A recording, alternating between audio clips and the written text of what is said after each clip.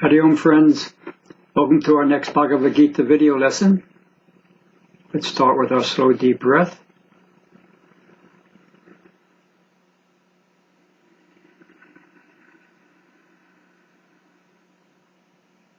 Hari Om Tat Sat.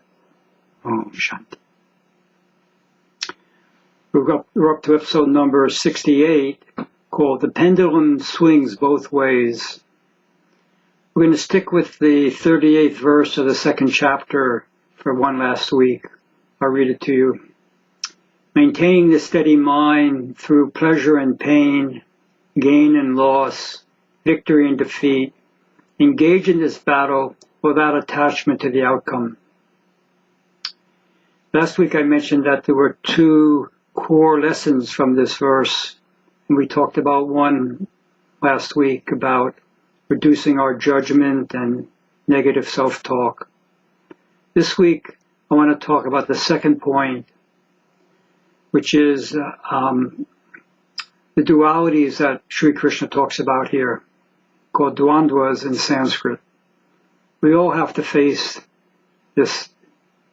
No one avoids it. We can't always have pleasure. There's always going to be some pain.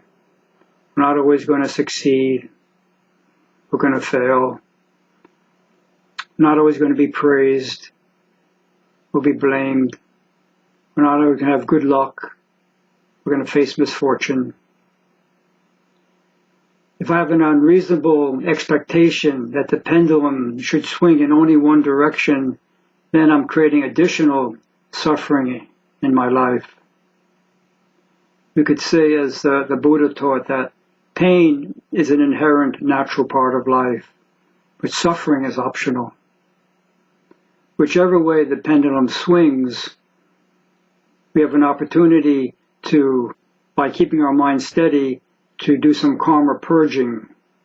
Something that we had to face is now finished off.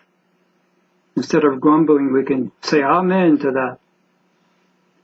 The Gita calls this samatva, or equanimity of mind. On the other hand, if we resist, the downside of that is now our action becomes karma generating, and we're continually shaking in our boots, since at any moment something bad could happen to us.